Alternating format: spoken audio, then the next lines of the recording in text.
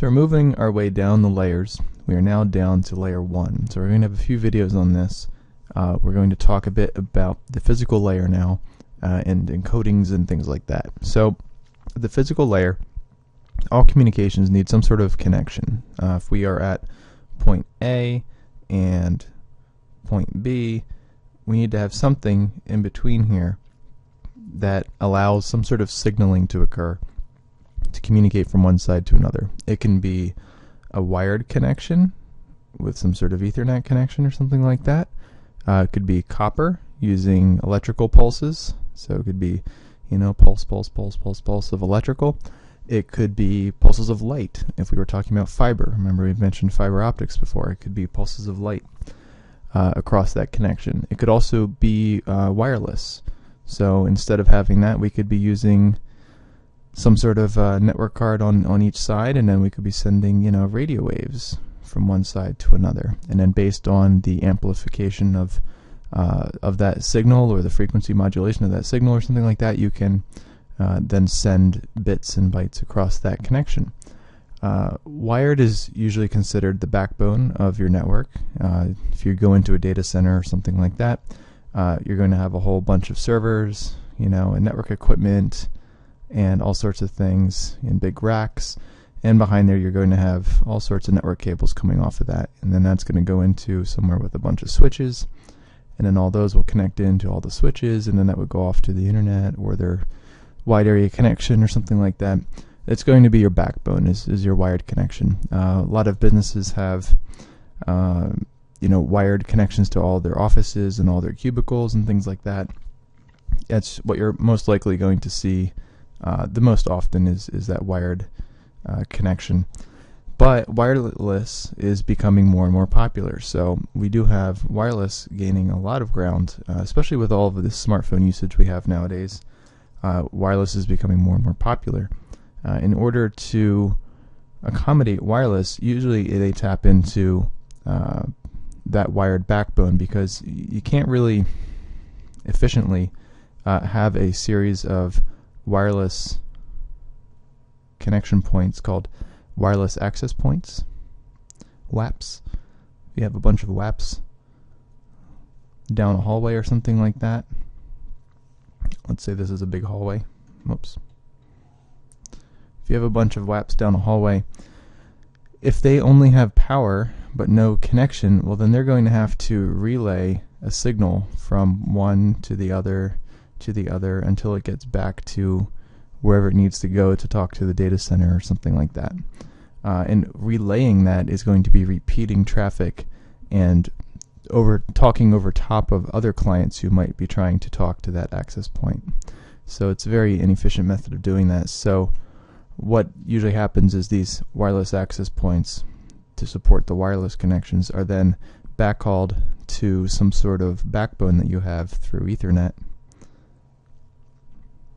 which then connects you into your internal network, your wireless, your wide area network, things like that.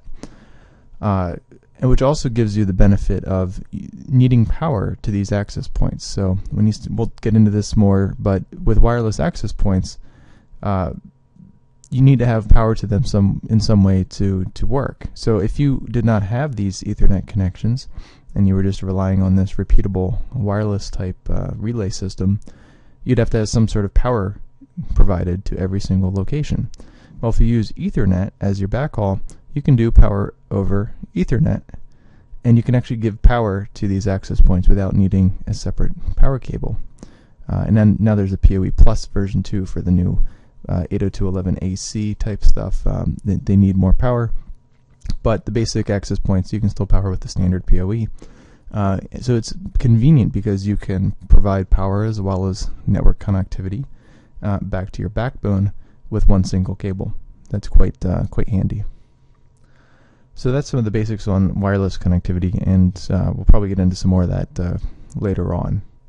But for physical connectivity, not just in the backbone, but for your device that you have, any sort of device needs to have some sort of method of connecting to these networks that we're creating. And in order to do that, it needs to connect with a network interface card, a NIC. and a network interface card might have multiple interfaces on it. But if you look on like the back of a computer, you might have in an older computer, you might have some interfaces on a card, and then this might be inside the tower or something like that. If you look on a laptop, if you have a laptop sitting there, this is absolutely atrocious. Oh, we're gonna go 3D. And then you have your monitor coming off the back. I do not draw well, guys. You might have a interface port here or something on the side of your laptop. If you're looking at a server or something, a lot of servers come in small form factors that are thin, meant to go into those racks, and that's called a 1U. They might be more than that, but a unit, a 1U, is one slot in a rack. On the back of those, they could have potentially a couple interface connections there. If you're talking about a router or a switch, they would look similar to that. A switch, of course, would have many more interfaces, sometimes up to 48 or more even. You can have 48 plus a couple uplink ports. But each one of these is a network port. Every single device that needs to connect on the physical layer, when we're talking about wired at least, is it needs to have some sort of port with a network interface card. If we're talking wireless, like off of this laptop over here, if he's going to start talking wireless to somebody, internally, usually it's buried underneath the keyboard somewhere, there's some sort of network card that has a wireless chip on it, and that lets you talk with the wireless. Some of the really old systems, you had like a little card that you'd slap in there, and that had an antenna. But that's early 2000s. Nowadays everything's built in. So you need some sort of network interface card for any sort of network connectivity. If it's wired or wireless, whatever it is, that provides your access. And then those network ports in your network interface card, they get that MAC address stamped on them. And it's called a burned-in address because it's provided at the factory. The MAC address is 48 bits. And it's split in half, so there's 24-bit OID, and then there's the 24-bit device ID. And actually, let's go show that. Well, I missed a part of my D there. Let's go show that. You can actually look up MAC address. Let's go look up MAC address. And let's go take a look at my Mac.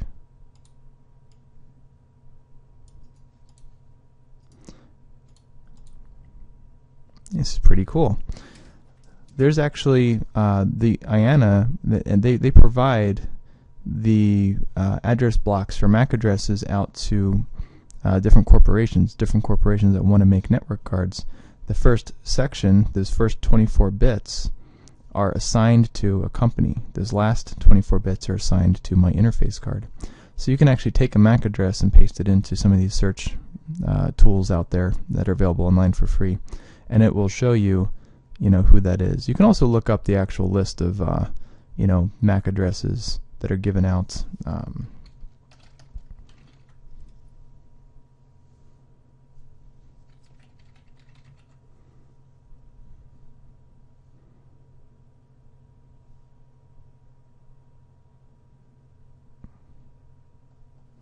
There we go. Sorry, I misspoke. It was IEEE, but it's not IANA. It's IEEE, and they provide the list of who has what MAC addresses for those first 24 bits. And you can either go through a list like this, or you can use some sort of search system, like we just did there. So those are burned into those ports.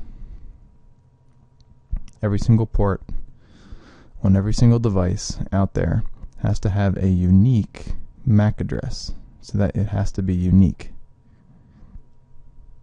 If it's not unique, when you start talking on a physical bus like Ethernet, if someone has, hex 07 and hex 07 or something like that, well, when someone sends traffic onto the wire, it might go to him, it might go to him, we don't know. So it has to be a unique number. This is something that you might run into. You don't really run into it very often, since they're it's a 48-bit number, still a very large number. The odds of having a network card that has the same MAC address as something else because some other manufacturer took over their OID or something like that are pretty rare. But it can potentially happen, especially in virtualization, which is not part of CCNA, but when you get into virtualization of servers, each server has to have might have multiple NICs that are virtualized, and then each one has a virtual burned-in NIC MAC address. So in those systems where it randomly generates them, you might have a duplicate MAC come up potentially. But they're supposed to be completely unique, and that's the idea behind them. So when you're trying to talk over some sort of shared media, it will be able to determine who to talk to without stepping on anyone else's interfaces. So the physical layer also defines how to talk on this connection. So we've talked about some of those, like 802.2, 802.3, 802.11, things like that. It has the rules of how to communicate on this connection, and by rules, that could be you consider that like the encoding essentially is what we're getting at here, and the different encodings, which we'll go into, are ruled by different organizations and determined by different organizations. And we've discussed some of them already. We know about ISO, we know about IEEE, we know about ANSI.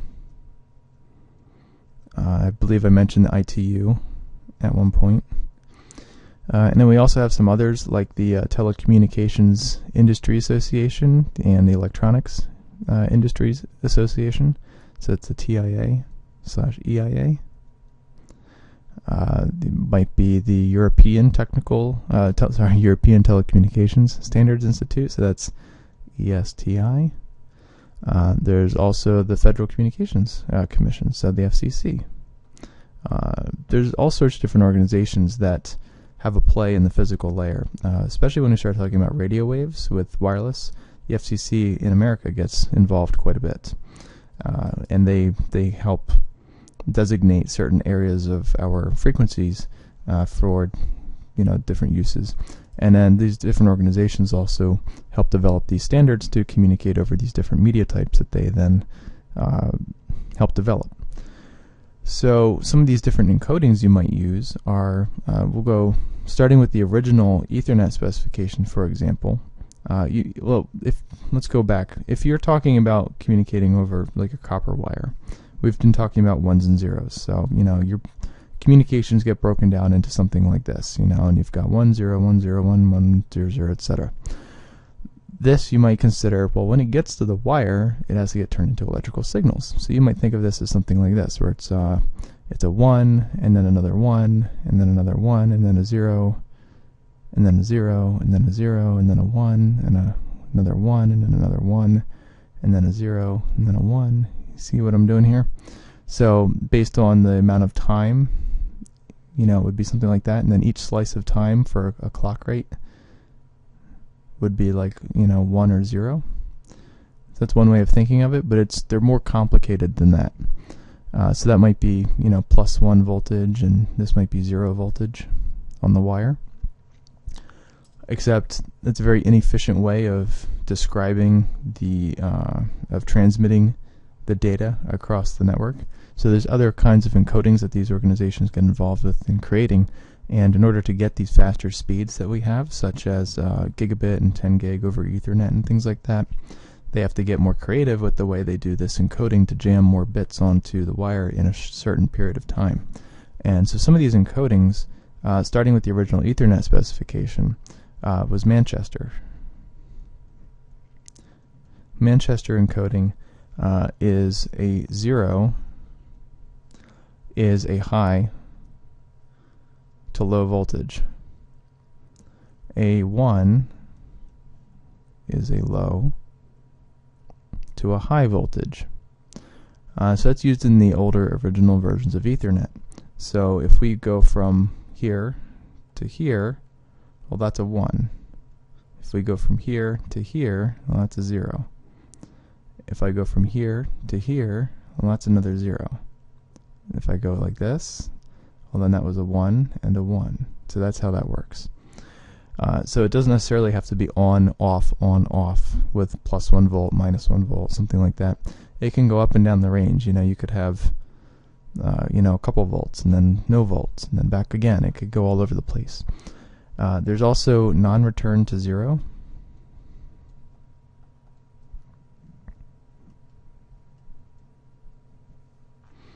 So that is NRZ. And that's a 0 or a 1 is represented by different specific voltages. There's no neutral position. It's either a 1 or a 0. You don't go back to like somewhere in the middle here.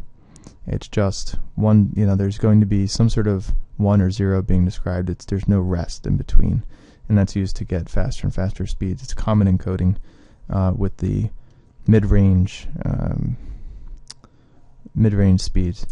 Some of the faster transmissions, such as use more advanced encoding methods, such as 4B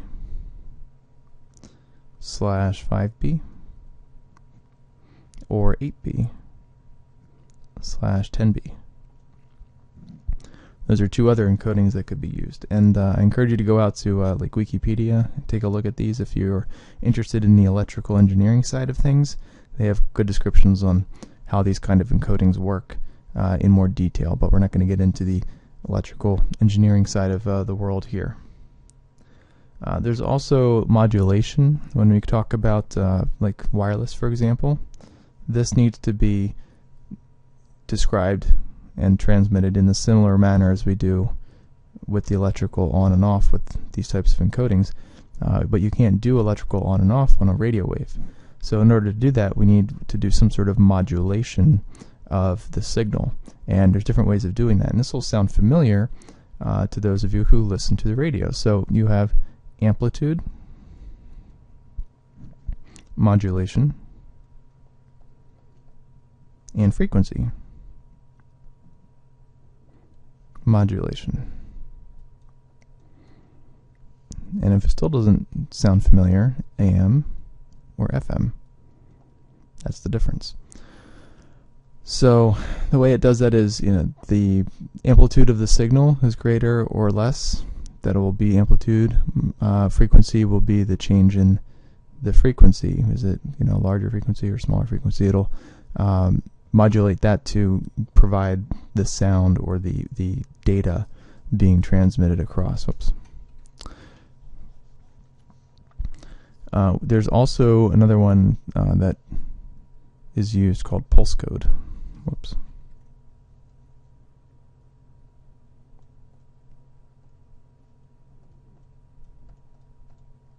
You might have seen this on like a sound card or something like that on a computer, PCM.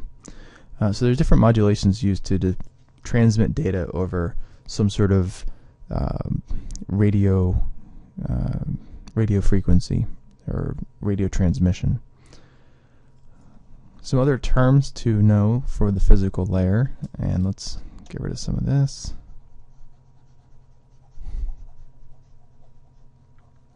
Some other terms to know are such as bandwidth. We have throughput.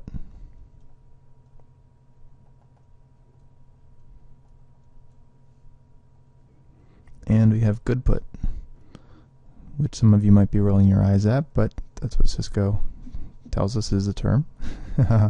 So bandwidth is the measured bits per second of a transmission, which causes a lot of confusion. So let's get this out of the way and say with a bandwidth, it's the number of bits. Remember, a bit is a 1 or a 0 or something like that.